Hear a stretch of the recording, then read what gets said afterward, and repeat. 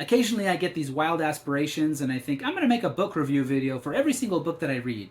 And then with time I kind of come back to earth and I realize that's just never going to happen. So I recently decided I want to start doing these monthly wrap-up videos to talk about a few different things. The first and most important one is the things that I've been reading, so I can kind of share a little bit of my insights, a little bit of my thoughts into these books without having to do a dedicated video for each one. The second thing I want to talk about is any books that I have acquired that month, and the third section will be any books that I'm getting rid of that month. The last section of the monthly wrap-up will just be a quick little update on the channel, basically what videos I've made and what videos I have planned for the month. I decided I wanted to do this in June, but at the end of the month, things just got away from me and I never ended up making that video, and I thought, oh, that's okay. I'll just do a double month wrap-up because June was sort of a slow month for me, and I'll have June and July together. But then now that we're getting to the end of July, July's pretty packed, so I'm going to make this June video and then immediately make the July video in a few days. So let's jump into it. What have I been reading? First off, probably not very interesting. I read a few chapters of How Did It Begin by Dr. R. Brash and his wife L. Brash. It's just a book of like trivia of how different traditions and things started. I have a feeling it's not very accurate. A lot of the reviews on Goodreads talk about how like there's no evidence to support any of these things, but it's sort of a fun read. I just read a couple pages every once in a while. I've literally been reading it for over a year at this point, but I'm almost done with it. I've also been reading Shadows of Self to my wife. We read the original Mistborn trilogy last year, or maybe a little bit before that, and we've had a hard time getting into Era 2. We actually started this last October, and then kind of fizzled out and never finished it. Never even really got started. We stopped reading in like chapter 2. We started this back up again in May, and we are now 82% of the way through the book. I think we're going to make it happen this time. Another book I started in May and have been reading through June is The Screwtape Letters by C.S. Lewis. I read this on Sundays. It's a nice religious commentary type book. I'm almost halfway through. Really good, really insightful, very profound understanding of human psyche. I really enjoy it a lot. Another religious book I've been reading is actually the Book of Mormon. Not to go into too much detail, but my family, we are members of the Church of Jesus Christ of Latter-day Saints, often called Mormons because we believe in the Book of Mormon. We also believe in the Bible and other books of Scripture as well. It's one of the big defining parts of our religion is that we believe in more Scripture than just the Bible. And in June, we finished the Book of Mosiah, which is, it's very much organized like the Bible. There's different sections that are named after different like prophets basically. So we finished Mosiah and we are into Alma. Alma is the biggest part of the book. It's the biggest chunk. It's 63 chapters long and it's really good. Another book that I started in May and finished in June is Dorsai by Gordon R. Dickson. It's part of the Child Cycle series, and this is a 3-in-1 volume. This contains a couple other books. Dorsai is the first published in the series, but it happens later in the internal chronology. And so it's actually the last book in this volume, but I read it first. It's fine, nothing too great. It's pretty dry. It does feel dated, but it is interesting because it was instrumental in kicking off the subgenre of military sci-fi. So if you want to see the origins of that, check out Dorsai and also Stormship Troopers by Robert A. Heinlein. I believe they came out the same year, and they are both like the first military sci-fi, basically. The next thing I read was Making Money by Terry Pratchett. This is Discworld book number 36. I've been reading through the Discworld for 9 years now. I started in 2015. I've been reading them in publication order slowly. I started fast, and then now I just read one every once in a while. I'm up to book 36 of 41, but there are several like smaller arcs. I call them sub-series within the super series. And this is number 2 of the Moist von Lipwig subseries. In this book, Moist von Lipwig, who is a former criminal, he's put in charge of the Ankh-Morpork Royal Bank, and hijinks ensue. Pretty fun, a lot of silliness. It was a little hard to follow at first. It felt like disjointed, but once you start to see how things connect and how things come together, it's just a lot of fun, like most of the Discworld books. As a family, we went on a road trip to the Lubbock, Texas area in June, and on the drive we listened to Charlie and the Chocolate Factory, which is the first Charlie Bucket story by Roald Dahl. It was a lot of fun. I've read it a couple times before, but I've never listened to the audiobook. My son has read it before, but none of my other kids had read it, and we all enjoyed it a lot. It was a lot of fun. On that same road trip, we also listened to Junie B. Jones number 17 by Barbara Park. It was Junie B. Jones is a Graduation Girl is the title of that one. And it was fun. It's cutesy. It's for younger children, and it was a good story. We started another Junie B. Jones book, number 18 in the series, but then like 15 minutes into it, I looked in the back seat and all the kids were asleep, so I turned it off. Another audiobook that I finished was Rememberings by Sinead O'Connor. I started it kind of on a whim. I was having trouble finding good audiobooks at my library in the Libby app. And so I started listening to Rememberings, and it was really touching. I really liked it a lot. I have never really listened to Sinead O'Connor. I literally have only ever heard the Nothing Compares to You song, her really big famous one.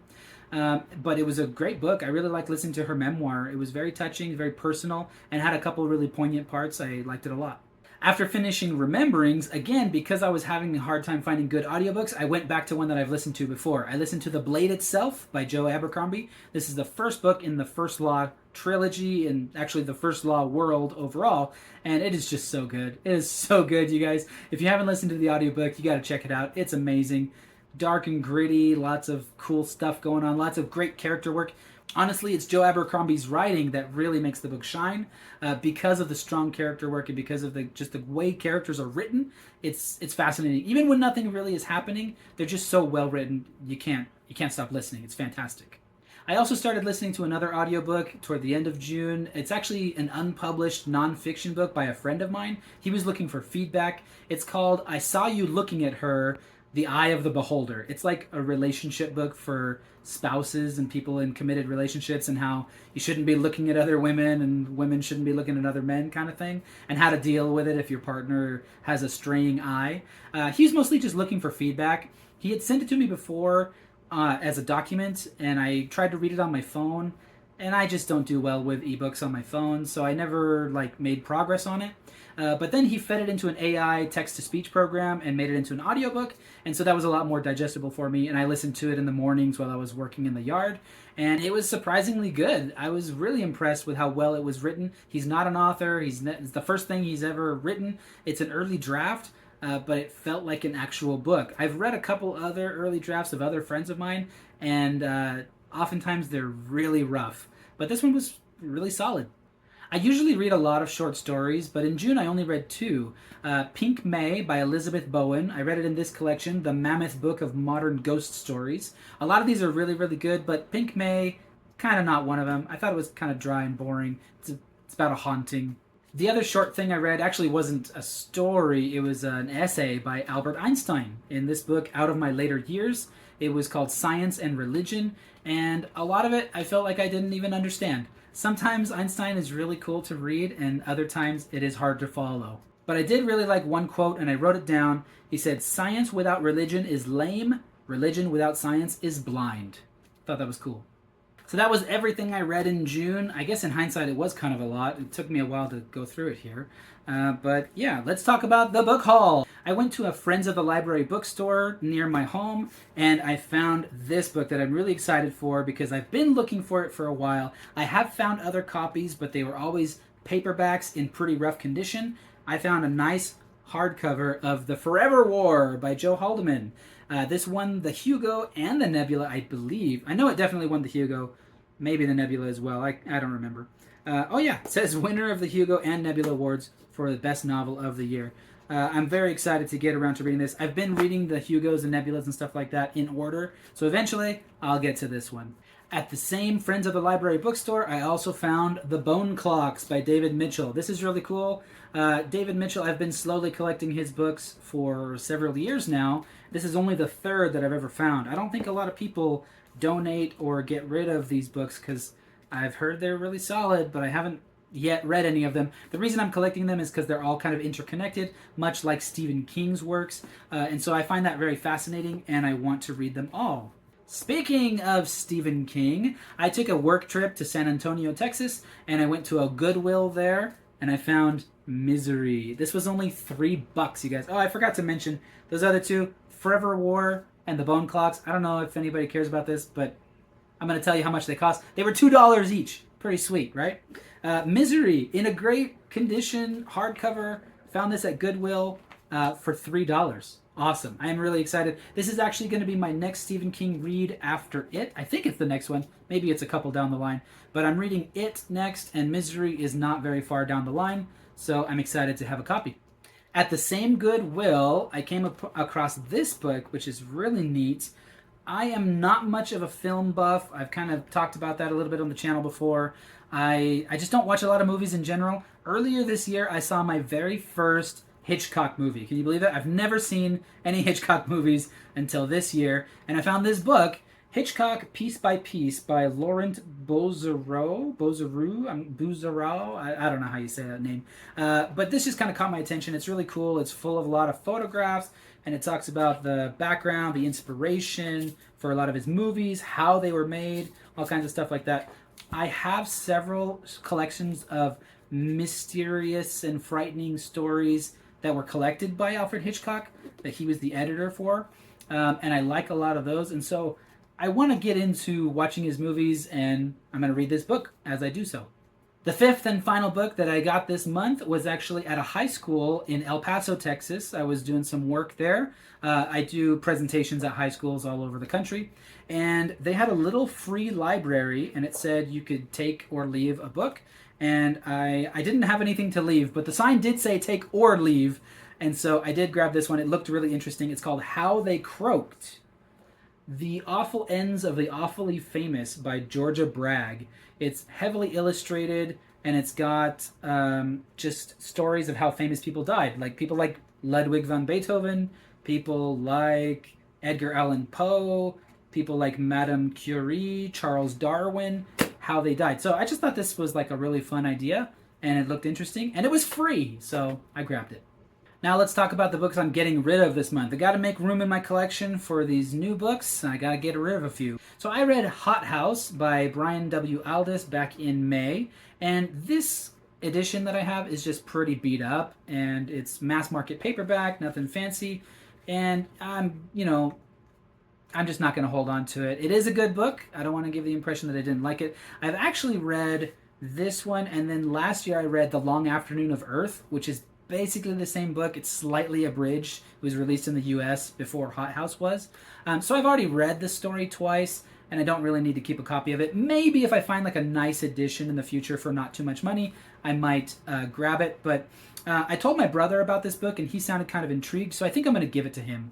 Next up, you guys, there was a tragedy in our family. I walked into my son's room, and I guess he had spilled something on his bookshelf, or maybe just under the bookshelf. I can't remember where I found these, but The Enormous Crocodile and The Vicar of Nibbleswick by Roald Dahl both had terrible water damage. So I would like to replace these. I don't know if I'm actually going to get rid of them yet, but they're just like, they're messed up and all wrinkly. But I mean, the words are all still in there, so maybe I won't actually get rid of. I'm changing this video on the fly. Maybe I won't actually get rid of them yet. They are just kids' books, but I love Roald Dahl. I have almost all of his kids' books and several of his adult short story collections as well. Anyway, if I find better copies of these, I'll definitely replace these old messed up ones. And lastly, I'm only getting rid of 4 books this month. I recently read in May, again, The Wanderer by Fritz Leiber. Actually, surprisingly good. Better than I expected it to be, but still not quite worth keeping on my shelf, I don't think. It had a few like really weird parts, but mostly really solid story. So I will probably be donating it, maybe selling it online if I can. I don't know.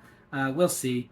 All right, to end this video out, we're going to talk about the YouTube videos on this channel for the month. And I am chagrined and embarrassed to admit I didn't release any YouTube videos in all of June. I had a video come out on the last day of May, but I guess June I was just, well, you know what it was? I was actually busy working in the yard. We're like redoing our whole thing. So I spent a lot of time redoing the chicken coop and chicken run area, building a chicken tunnel along the border of our backyard and doing all kinds of stuff like that. And YouTube just took a back seat. I didn't make any new videos. But that's also another big reason why I wanted to start doing these monthly wrap-ups. I want to hold myself accountable to be making more videos, and I'm going to be talking about the videos that I make in these videos, and so I need to make videos to talk about. Does that make any sense? I know most of you are here because of the Stormlight Archive videos that I make, the recap videos, and I'm going to try my best to be making some more of those. I've made a few here in July, and I've released those, and I'll talk about those in my next monthly wrap-up, which is going to come out in just about a week or so. So thank you for sitting through this, and I'm going to be trying to do these every month from now on, and I guess toodaloo.